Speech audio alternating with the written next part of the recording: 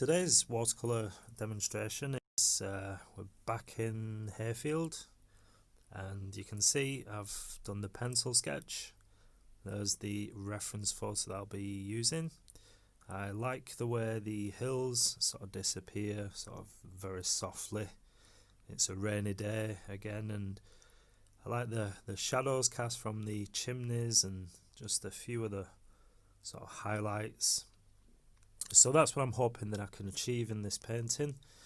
The distance of the hills, the softness of the hills, of the background, and also the darks of the foreground and the buildings. And of course the church in the almost middle of the paper. So yeah, this painting I'm actually just using ink. So it's just Indian ink. I've got a couple of brushes that I'm using. One of them is it's a Japanese bamboo brush. It's got a tip on the end for drawing, for dipping in ink, and then a large brush on the other end.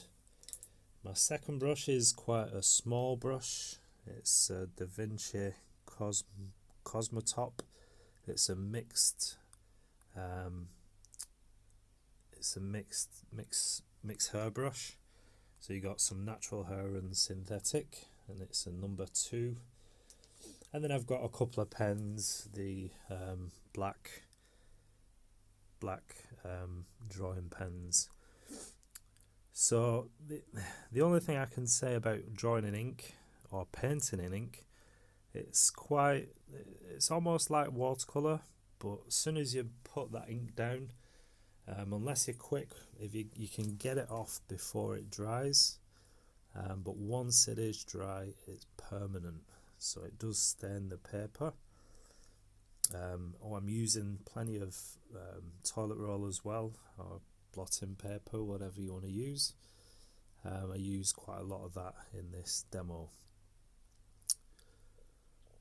So I just wanted to share this with you. I'm going to keep this video it's not going to be too long, but I do hope you like it. And if you're wanting to improve your art and you're new to my channel, then please subscribe, hit that notification button. Also give me a like. Any comments are welcome too, and you'll see all sorts of videos like this. I do post each and every week, mostly twice a week, sometimes 3. And I'm posting videos. I'm still working on some sort of schedule. I do find that Sunday is a good day for me to upload a video. It's just trying to find the right day during the week. I know oftentimes if I start painting on a Monday or Tuesday, it's more likely to get out on the Wednesday. And if I leave it till Wednesday or sort of after the middle of the week, things happen, things come up, and it might not happen. So I'm still working on a schedule, but I think for now can sort of stick to the Sunday, but maybe I'm going to try and work on maybe Wednesday, something like that, for another video. But I will be doing twice a week for those of you who are subscribers, which if you are, thank you very much. I do appreciate all the support, so just look out for my videos, and I hope you enjoy this one. And I'm just going to leave you with some music to just while you watch the rest of this video.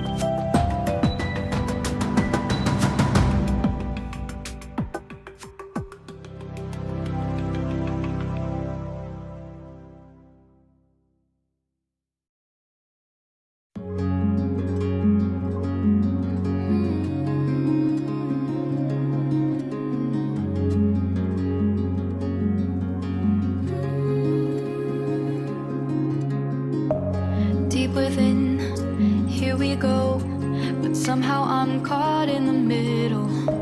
Is this the end before we've even begun?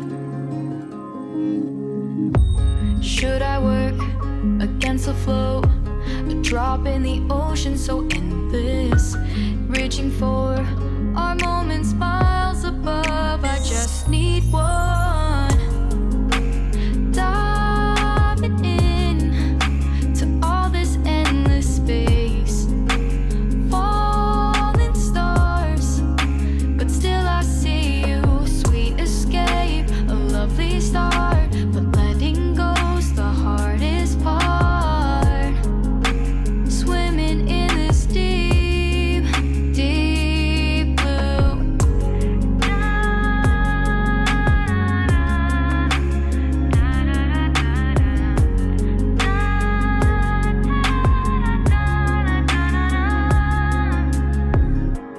Hold my breath, looking up, life moves in waves that keeps changing. Catch a glimpse of what was you and me, it's gone again. Sinking in, back on the shore, one foot in front of the other. Close my eyes and feel you hold my hand just like you used to back then. These hopes dance high like sparks before they go out. But in that second, you're still mine.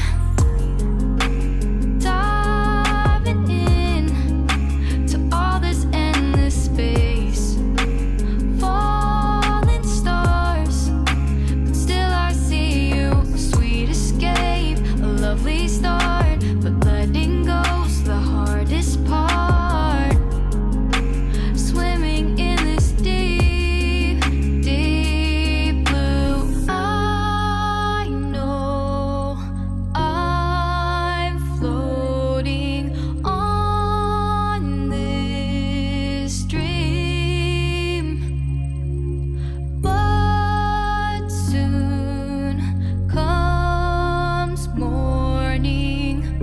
For now I'll embrace our wondrous sea.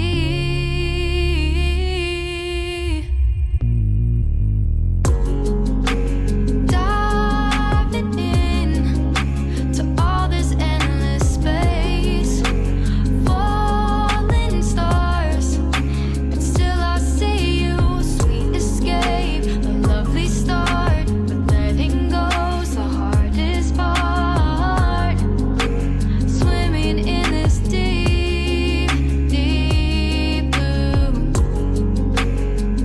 I'm diving in, falling stars, a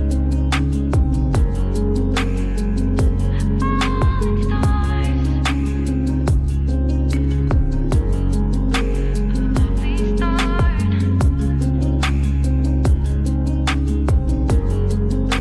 swimming in this deep, deep blue.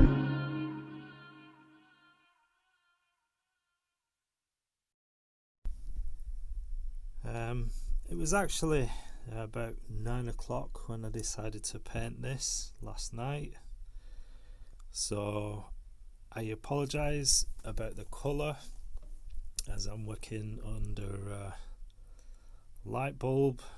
It's not ideal. Usually I have time to get in the conservatory and do my painting, what I use for my studio, but I was umming and ahhing because I knew the day after, like today, I'd be busy straight after work, and I have a few things to do, and so I knew that it'd be going dark, so I wouldn't have a chance to do a painting, but I wanted to get this video out to you. So that's why you can see the light is almost a warm sort of light, but I will put the actual sort of real-time picture on the end, and also that's what I've used as my thumbnail. So I do apologise for the light conditions, but you can still see, however, the painting process and the things that I'm doing. You can see I'm going quite carefully here around the windows. I think it's quite an important thing, very important in this scene, because I wanted the windows to look quite right, the way they sit. And I'm just adding the darker tones now. And this is when the excitement starts, when the lighter parts of the painting pop. You can see the roofs are actually wet, so you got a lot of reflective light from the sky. Although it was a really sort of rainy day, there was no sun, there was quite light. Obviously the sky was a sort of grey colour, and what I've added in the actual painting is probably a little bit more than there was in the actual scene itself. But I wanted to just give a little bit of interest and a little bit of cloud and a little bit of sort of detail in the sky. Just didn't want it to sit just sort of a grey colour.